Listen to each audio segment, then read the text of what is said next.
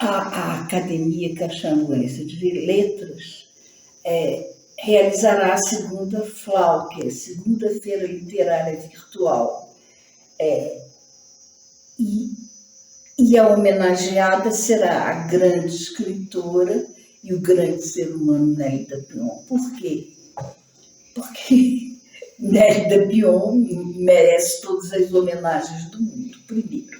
Segundo, Nélida Pion fez a grande gentileza de aceitar ser acadêmica correspondente da academia.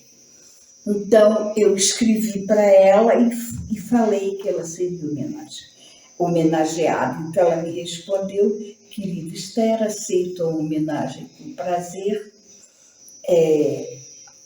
que vocês querem me prestar, apenas não posso ir.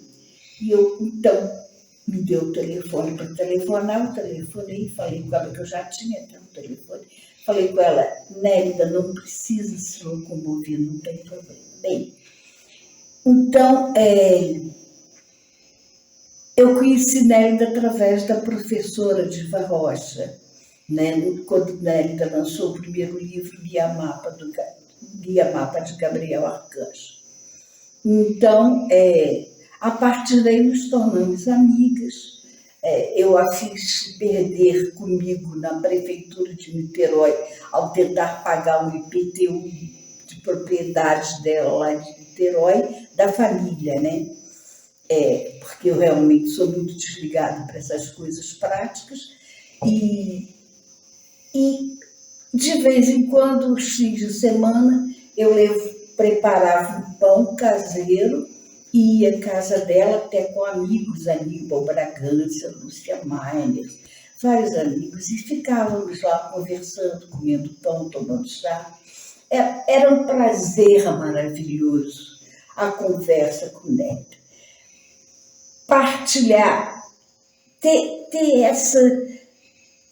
A bondade da Nélida, né, em partilhar a convivência comigo, foi muito, muito importante na minha vida. Marcou a minha literatura, o que eu escrevo, né, marcou profundamente. Recentemente, antes dela falecer, e ela faleceu, infelizmente, estávamos conversando ao telefone e eu falei: Nélida, que saudade eu tenho daqueles tempos, do passado, né? Não falei passado, porque eu tenho muita saudade. Estávamos conversando sobre o tempo passado. Aí ela deu uma gargalhada e disse: ora, Esther, éramos jovens, como não ter saudade? Então, essa exclamação ficou comigo até hoje, né? Então, de vez em quando eu escuto: ora, Esther, éramos jovens. É isso aí. Então, Nélida merece todas as homenagens do mundo. E por isso, a Academia Caxambuense de Letras a homenageia. Muito obrigada. Eu sou Nair Ribas Dávila, tenho 71 anos, 34 de trabalho terapêutico, na linha de autoconhecimento. A minha formação acadêmica é em jornalismo e relações públicas, mas o meu rumo da vida me levou para o desenvolvimento do trabalho com o próximo e com o desenvolvimento da evolução pessoal. Aos 55 anos, eu escrevi o livro O Eu Integrado, uma abordagem terapêutica da biografia humana, que esse livro que vocês estão vendo aqui, está cheio de papelzinho, mas enfim, são as minhas anotações. Então, nesse livro que eu apresento o tipo de trabalho que eu faço, ele é dividido em duas partes, que é, bom, a primeira ele é baseado na antroposofia e trabalha com a evolução, a antroposofia trabalha com a evolução da espécie, da humanidade, através da própria evolução do ser humano, os setênios, com a evolução das épocas culturais. Ele trabalha uma das grandes oferendas do Steiner para a humanidade, esse conceito da evolução. Né? O que acontece hoje é uma consequência do que vem acontecendo há bilhões, eões, né? Então, nesse livro, claro, não abordo todo esse espaço de tempo, mas eu trabalho com a evolução do ser humano dentro da evolução dos corpos, o corpo físico, o corpo etérico, o corpo astral e o eu. Então o livro é dividido em duas partes, sendo que a primeira trabalha mais sobre a parte anímica, a evolução do ser humano animicamente, e a segunda do eu. E por que o eu integrado? Então, o eu integrado porque nós temos em nós 3 eus. Esse eu, que é em mim é Nair, em você é o seu nome, né? Que é do nascimento até a morte. Tem o eu que vem de outras vidas, porque um dos conceitos básicos também da antroposofia é a reencarnação, que cada vez mais se fala e se compreende, né? A coisa kármica, né? Aquilo que nós trazemos de outras vidas. E o eu transpessoal, ou o eu superior, ou, enfim, tem diversos nomes para definir, mas é aquele eu que nós temos já em nós e que nós temos a capacidade de desenvolvê-lo nessa existência. E isso, sobretudo, após a vinda do Cristo, que nos trouxe essa possibilidade, que é o germe do eu espiritual. E qual possibilidade é essa? Essa famosa frase, não eu, mas Cristo em mim. Ou seja, eu posso acessar esse fator mais elevado que veio com Cristo, que veio à Terra, morreu, ressuscitou, ou seja, ele passa a fazer parte do planeta a partir de então, e nos traz, durante esses 3 anos que ele permanece vivendo entre nós, os seus ensinamentos de como nos comportar. Não mais eu furo os olhos de alguém porque cometeu um engano, mas eu dou a outra face. Então nós podemos elevar a nossa visão, não precisamos mais desse aspecto vingativo que era antes, né, como o Antigo Testamento, né, traz, mas uma nova forma de se comportar de um jeito mais evoluído. Né? Ainda estamos em aprendizado sobre isso, né? Então, a questão do livro é integrar esses eus, aquele que eu trago, esse meu eu Nair, com aquele que eu trago de outras vidas e com esse eu espiritual que me habita. Fazer com que esse eu espiritual ele possa coordenar os outros eus. E como isso se passa, né? Que é o que eu desenvolvo também no livro, e tem diversa literatura dentro da antroposofia que trata disso, né? Que é através dos setênios, do desenvolvimento da biografia da pessoa. Porque pela sua própria biografia você pode perceber aonde é que está a sua falha, aquele que você vem repetindo e repetindo durante essa existência, e que você às vezes até se orgulha daquela repetição, e você percebe que aquilo não lhe faz bem. Então, dentro desse trabalho, que nós chamamos de aconselhamento biográfico, né, que tem uma formação para isso, terapêutica, né, nós temos ferramentas, nós temos leis, na realidade, que são claras, porque é uma ciência espiritual, a antroposofia, né? Então, leis que determinam acontecimentos, datas importantes da nossa vida, que acontecem fatos. E a gente vai buscar isso na própria biografia e ver esses fatos, rever os fatos que se repetem e perceber o que é que nós precisamos mudar para mudar em direção àquilo que a gente pretende nessa existência. Então a gente começa a trabalhar com o nosso eu superior. O que é o eu? O eu é uma ideia de Deus. Tudo aquilo que tem matéria, tudo aquilo que existe palpável, veio de uma ideia, inclusive o homem. Então, quem teve essa ideia? O homem. Então, eu defino dessa forma. O eu é uma ideia de Deus. Então, nós somos um eu, mas nós não somos só um eu. Nós temos um corpo e uma alma também. Né? Então, o que é a alma? A alma é o que liga o corpo ao espírito. Porque se somos só espírito, nós não existimos aqui nesse plano. Se nós somos só corpo, nós somos um cadáver. A alma anima o cadáver e nos conecta com o espiritual em nós. E temos também esse outro livro, que é uma coletânea, do aconselhamento biográfico, do qual eu estou entre as 30 pessoas que escrevem o livro, né? E que se desenvolve todo o trabalho da formação biográfica com o cliente. Algumas pessoas é a prática mesmo, né? Como o meu, que eu falo sobre o primeiro setênio, e outros sobre os setênios no geral, que é outra coisa importante na antroposofia, que é muito falada e que nem todos conhecem, né? Então, nós temos assim, os 7 primeiros anos são muito importantes na vida da pessoa porque ela ainda está trazendo lembranças da vida passada, apesar de não serem conscientes. O trabalho que a gente faz na formação biográfica é conscientizar as dificuldades que a gente teve e aproveitar também as qualidades que a gente teve para poder ver qual é o nosso caminho nessa existência. Então, por exemplo, nós temos 0 ao 7, 7, 14, 14, 21. Esses primeiros 21 anos são considerados determinação kármica. A gente não escolhe pai, mãe, escola que vai estudar, os amigos mesmo que vai ter, os pais já começam, a gente já começa a querer ter uma certa independência, mas mesmo assim tem o crivo da família. Então, até os 21 anos, que se considera a maioridade, né? Quando, enfim, a gente para de crescer, na realidade, fisicamente, né? A vida da gente é determinada. A partir dos 21, a gente tem depois dos 21 aos 42, mais 3 setênios, onde a gente se trabalha mais animicamente. Então, nesse primeiro setênio é o corpo físico que se desenvolve. O segundo setênio é o corpo etérico, ou vital.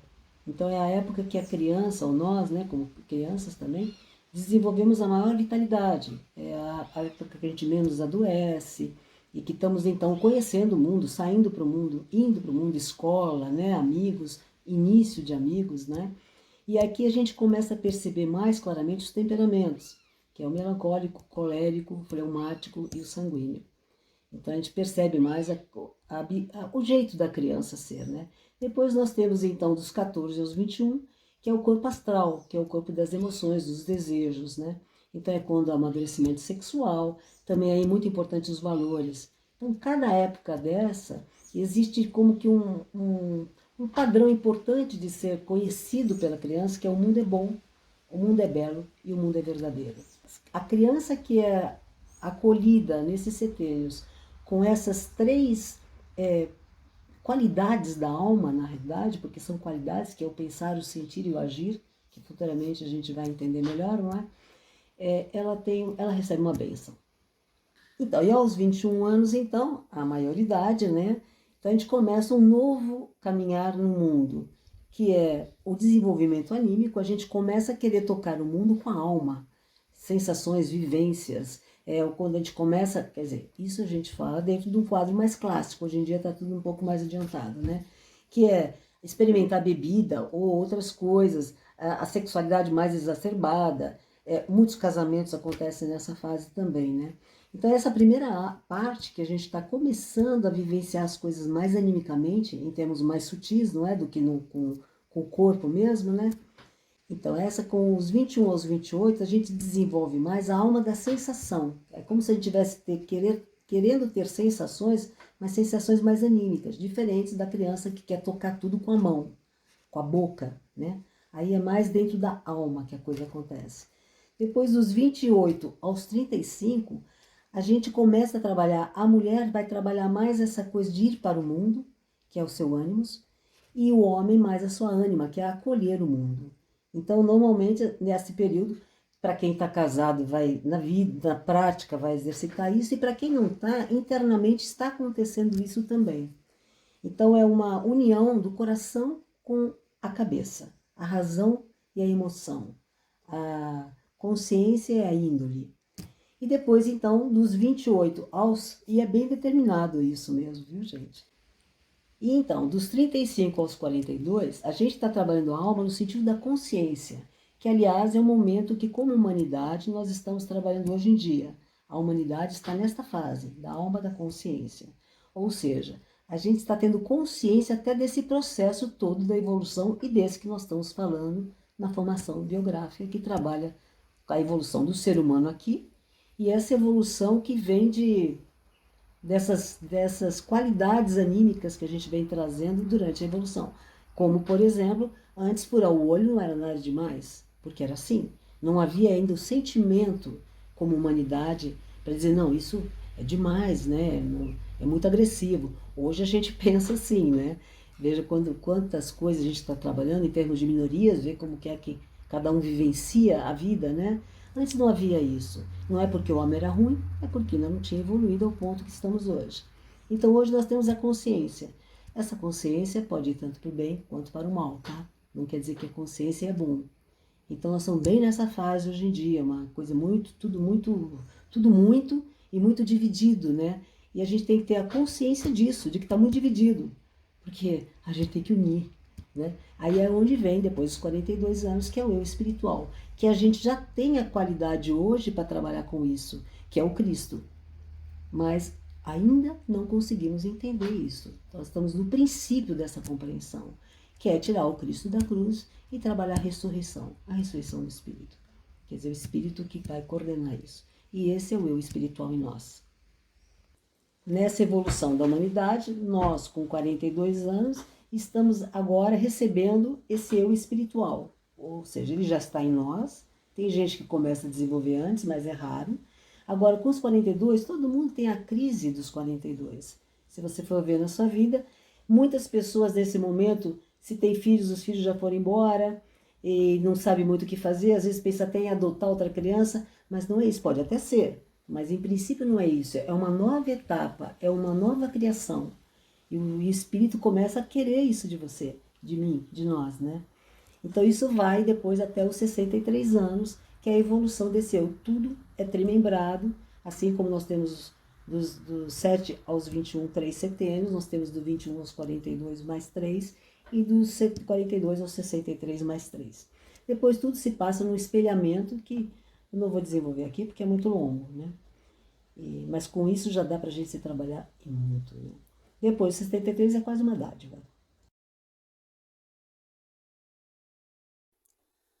O eu integrado diz respeito à evolução do homem em sintonia à evolução da humanidade, relacionada às diversas épocas do planeta Terra. No livro traça o paralelo da evolução do ser humano tal e qual hoje se manifesta, através das diversas épocas, e o aprimoramento dos corpos mais sutis que o corpo físico. Explico a diferença entre o corpo físico, corpo anímico e o corpo espiritual no homem, como atuam e se integram na prática. Explano como a alma e o espírito atuam na vida humana, do nascimento até a morte, repetindo padrões de comportamentos anteriores ao nascimento, visando o aprimoramento da espécie humana. Trago a importância da vinda do Cristo com a doação de um novo corpo sutil ao homem, o eu espiritual, desde então à nossa disposição. Para facilitar a compreensão de assunto assim complexo, permeio o livro com histórias do dia a dia em que trabalhamos nosso equilíbrio anímico, assim como a utilização dos contos de fadas, onde, através do simbólico neles contido, levo para a prática terapêutica a atuação da alma e do espírito em nós.